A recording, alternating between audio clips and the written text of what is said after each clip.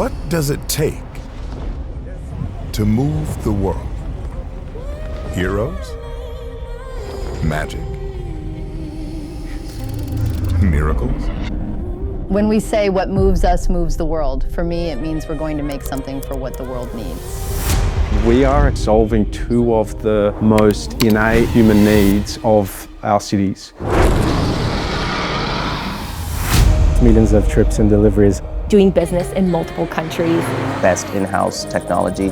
In reality, what it takes to move the world is us. Tackling scales that would make dragons cower.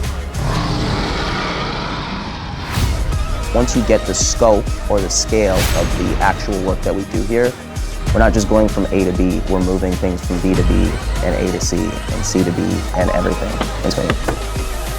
For you to make impact, it's a long journey that you have to go through. It is a demanding role. You're asked to go over and beyond. What is good at other companies is not good enough for Uber's standard. We're here to help people get home more safely, even if we're not fairy godmothers. I know that by the end of the day, there is a dad that is going home and he's with his kids. There's a person on the other end. Hi. Hey. So it's our job to help take care of them. It's real people for real people. Whoever you are, different ideas just make us stronger.